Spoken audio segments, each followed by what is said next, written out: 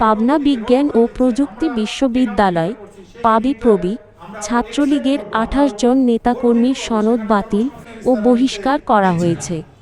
এদের মধ্যে ১১ জনের আজীবনের জন্য সনদ বাতিল, ৭ জনের ৩ বছরের জন্য সনদ স্থগিত, ৬ জনকে আজীবন বহিষ্কার এবং ৪ জনকে ৩ বছরের জন্য বহিষ্কার করা হয়েছে। বিভিন্ন সময়ে ক্যাম্পাসে অপরাধের দায়ে তাদেরকে এই শাস্তি দেয়া হয়েছে। এদের মধ্যে সভাপতি ও সাধারণ সম্পাদক সহ সবাই নিষিদ্ধ ঘোষিত ছাত্রলীগের নেতাকর্মী। বিশ্ববিদ্যালয়ের রেজিস্ট্রার বিজন কুমার ব্রহ্ম এই তথ্য নিশ্চিত করেছেন। এর আগে গত ২৬শে জুলাই বিশ্ববিদ্যালয়ের ৭৩তম রিজেন বোর্ডে এই সিদ্ধান্ত নেওয়া হয়। শিক্ষার্থীদের নির্যাতনের সাথে জড়িতদের বিচারের জন্য চলতি বছরের ১১ই জানুয়ারি একটি তদন্ত কমিটি গঠন করা হয়। এই কমিটি অভিযোগগুলো সংগ্রহ করে ২৪শে জুলাই বিশ্ববিদ্যালয় প্রশাসনের কাছে রিপোর্ট জমা দেয়।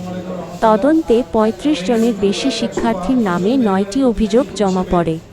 এর মধ্যে ৬টি অভিযোগ প্রমাণিত হয়, ২টি অভিযোগের সত্যতা পাওয়া যায়নি এবং ১টি অভিযোগ অভিযোগকারী ও অভিযুক্তের মধ্যে সমঝোতা হয়। আজীবনের জন্য সনদ বাতিল হওয়া শিক্ষার্থীরা হলেন লিংকন হোসেন, মো.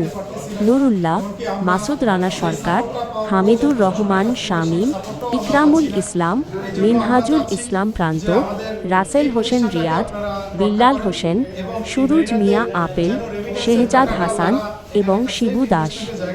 যাদের ৩ বছরের জন্য সার্টিফিকেট স্থগিত করা হয়েছে তারা হলেন শাহেদ জামিন হীরা, নাজমুল ইসলাম আবির, সাব্বির হোসেন সবুজ, শেখ রাসেল, সোহানুর রহমান সোহান, জহরুল ইসলাম পিয়াস এবং জাহির রায়হান। আজীবন বহিষ্কার হওয়া শিক্ষার্থীরা হলেন ফরিদুল ইসলাম বাবু, নাইমুর নাহিদ ইমন, আশিক আরমান শোভন, তৌফিক হাসান হৃদয়, অয়ন আলমাস এবং তানসু দাস। অন্যদিকে ৩ বছরের জন্য বহিষ্কার হয়েছেন আশরাফুল ইসলাম, আকাশ ভূঁইয়া, অনিক পোদ্দার এবং শাহ আলম।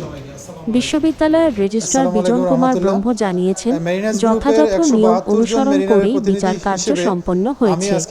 যাদের বিরুদ্ধে অভিযোগ প্রমাণিত হয়নি তাদের বিরুদ্ধে কোনো ব্যবস্থা নেওয়া হয়নি।